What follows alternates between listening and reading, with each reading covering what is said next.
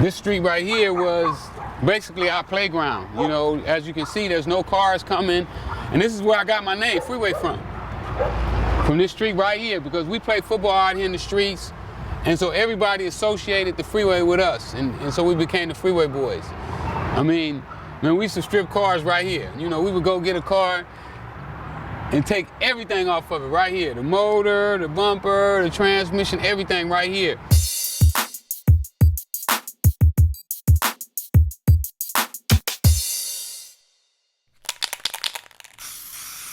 When I started selling drugs, we used to have lines of cars just coming down the street here, until my mom was just like, "Hey boy, you gotta get out of my house." So, man, I got a lot of fun memories here, and that's why I wanted to bring you by and let you see, you know, what I saw as coming up as a kid. Now, was the freeway built this big as it is now back when you was doing your thing right here? No, they expanded it. Were there ever houses on this side? Yeah, to be exact, my mom's house probably sit maybe right in here somewhere. Because when they expanded the freeway, they moved the street over and they bought houses from the people. This was always flour? It's always flour, yeah. One time, you know, we started to call ourselves the Flour Boys. That doesn't sound too tough. Well, you know what, we really wasn't really tripping on the toughness. You know, we were more like wanted to protect our little community right here. You know, we didn't want, you know, even though the Hoover Crips was our friends, we didn't really want that activity spilling over into this little area right here.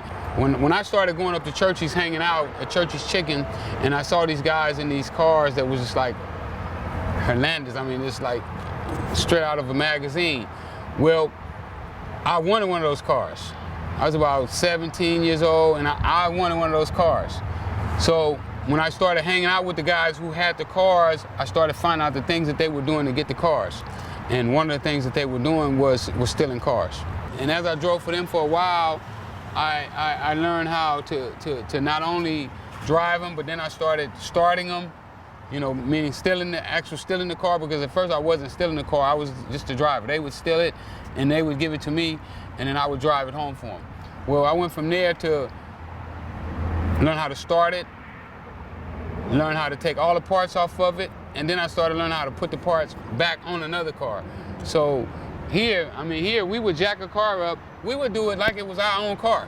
You know, you talking about some young kids who had never been to jail, and you know, we felt that we was the smartest people in the world.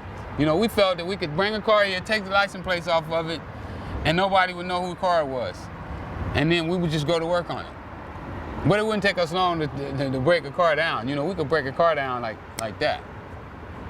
Maybe, you know, an hour and a half, the whole car's broke down. But don't get me wrong though, it's been times when the whole area is surrounded by police, the helicopter, you know, see, it used to be a tunnel right here. And what we would do also is we would strip cars on the other side of the tunnel. And over there, we wouldn't be so careful as we would be right here. Right here, it was a little easier.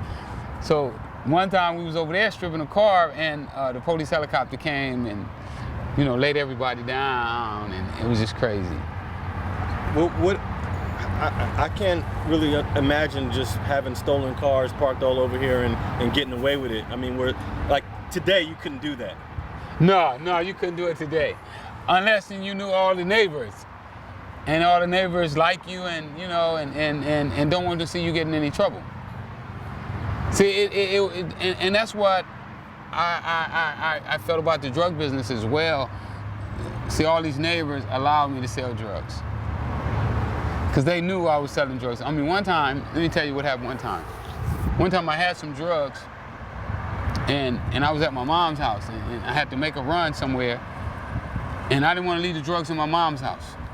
So what I said, what I'm gonna do is I'm gonna take it and I'm gonna throw the drugs over the fence into my neighbor's yard and have a rope hanging where I could just reach over and pull the rope up and get the drugs out of her yard. Well, anyway, she found the drugs. So I come back and I'm looking for my drugs and they're not there. And this is like, I don't know, like $300,000 worth of drugs, right? So my mama see me in the backyard, and she's like, "Oh, what you doing? You looking for that bag?" I'm like, she's like, "Yeah, Mary Joyce say to tell you that she got that bag." So I go over there, and I gotta go and ask my neighbor for my drugs back, right? Now, this whole battle with the rapper Rick Ross, the case got dismissed state court, got dismissed federal court. Then you got a judge to say, let's take the case forward, and then they changed their mind. What's going on with this situation? Well, right now we on appeal. We're waiting for a decision from the California Supreme Court. Hopefully it comes back with a favorable decision. They say I should have filed my case 5 days before I got out of prison, but by me not doing that, it messed up my statute of limitations. So that's the issue that we arguing right now. Did I have the statute of limitations run out on my rights to file the lawsuit? Now, if you're incarcerated, does the statute of limitations treat it exactly the same for everyone else? They'll give you 2 more years. But I did 14 years on my last bit, so. So when does the date start on something like this? Because he's been recording. I mean, what's the start date to where they know what the statute of limitations is? We never figured that out. We tried to figure that out in court.